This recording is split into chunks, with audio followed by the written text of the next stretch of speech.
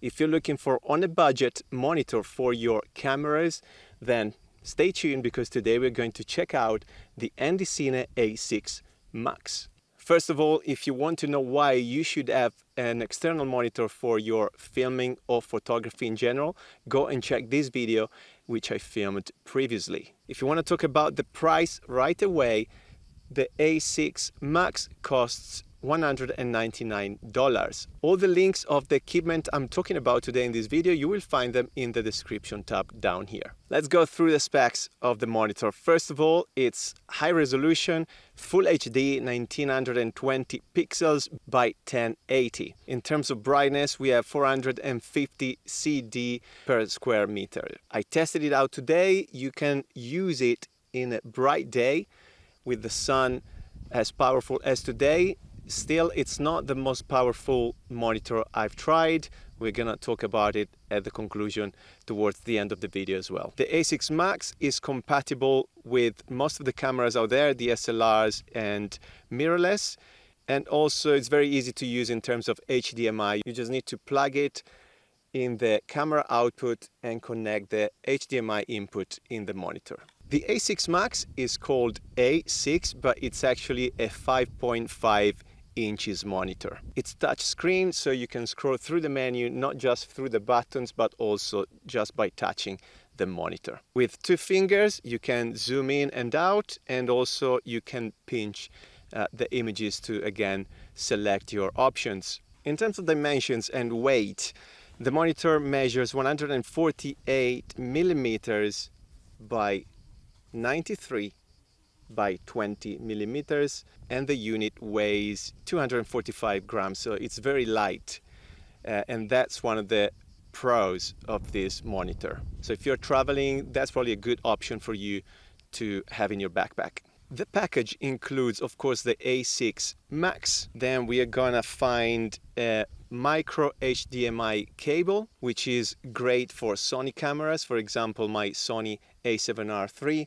But of course you can buy a full, like a standard size HDMI, which I'm using, for example, on the FX3. We will have tilt arm, which is your mount, the actual support of the monitor. A sunshade for days like today, it really helps. As I mentioned, it's not the brightest monitor out there, so you probably will find this tool very useful as well. We also have a cable Type-C to USB, and the manual and the wipe to clean your screen.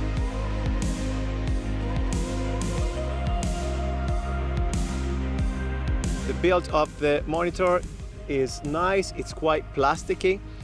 Why there's a wasp flying around the microphone?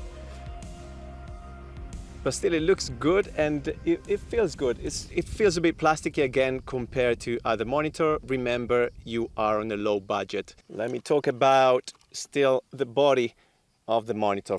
Let's start with the supporting threads. We've got one on the side here, 1/4 inch screw thread, one at the top, one at the bottom, one at the back of your screen. We have a battery slot at the back. This supports the Sony batteries F970. We have an HDMI in, so your camera will be connected to this port if you want to see what your camera is seeing. You've got an HDMI out, you have a DC in to power your monitor through a cable. We have a DC out, 8.4 volts, and this is to power actually from your monitor, for example, some wireless transmitters, LED lights, and others equipment compatible with the port. Another option actually, which is great, it's another tool supplied by Andycine and Wimaxit, which is this V-mount battery. This is the Wimaxit Energy 99. It has a couple of USB connections and ports, one USB-C and one normal USB. So through this battery, I actually power either the camera and the monitor. You simply want to have a couple of USB cables and connect the two devices and run both through a V-mount battery. We have the earphones mini jack. This is an output to listen through your monitor. A DC in as well, Type-C. And we have all the buttons at the top of your monitor, including the menu, some custom buttons, and the buttons to move through the menu, and also the power button. I'm going to talk about some of the features you will find in the menu and the operations you can actually choose on the monitor. And first of all, an important thing maybe for you is to have the option to upload your LUT. So if you want to preview your image straight away while still using an S-Log, for example, or a flat tone in the camera, you can upload your grade, your LUT. There's already a built-in LUT as well, which is actually very similar to what I'm seeing through my camera, so it's very useful for me and that's what I need. But also you can upload your own through the USB-C connection. If we go through the menu, we can choose all the waves and they will appear on your monitor, or you can actually choose the wave you want. For example, we have the waveform RGB, Y or YUV. We have the histogram RGB1, Y or RGB2 as well. We have the pick and focus assist in red, green, blue. That's very useful because when I connect the monitor to my camera, I will not see the picking of the camera. So I need to have it on the monitor.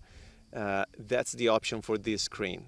Without the screen, you can actually see the picking of the camera directly, but you can actually turn it on the A6 Max.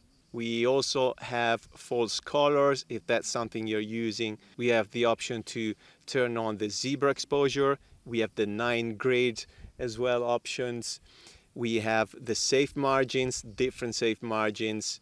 We also have the option to select the zoom for 9 and 16. And there is an anamorphic mode in case you're filming with an anamorphic lenses, anamorphic formats. We have a center marker as well, very useful to keep your image symmetric and in center. We can select the safe area. We have the ratio marker in 4:3, 13:9, 14:9, 15:9, 16:9, 185:1, and 235:1. So all the different options, you will find them here in the ratio marker. You can also change the color of the marker if you don't like the blue, for example, or the white or the black. You can choose the red and green as well. You can check the different fields, red, green, blue, and mono. And you can flip the image, which is great because, for example, now I'm using the monitor upside down because it's more helpful for me to have the battery slot with the USB-C facing down to actually connect it to my camera.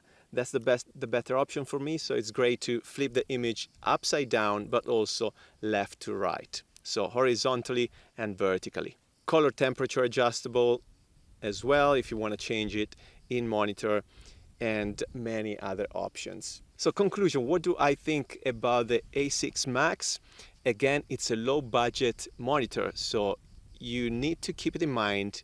You will not get some options of more expensive monitors, but also the brightness of some more expensive monitor. For example, the Atomos Ninja or Shinobi, which I'm using. I didn't struggle, but this monitor is not as bright as my Shinobi. So again, keep it in mind according to your work, to your workflow, to the conditions of your work. If you are working in studio most of the times, then this will be fine. If you're shooting outdoors most of the times, then you might want to consider something else. For traveling and maybe again indoors photography and videography, this is gonna be a good option. I have reviewed another monitor by Andycine. If you want, go and check it out up here. I hope the video helped. As always, subscribe, and the community is growing. Thank you everyone for joining this group. Go also on my website where you will find filmmaking and photography courses and presets. I will see you around. Take care.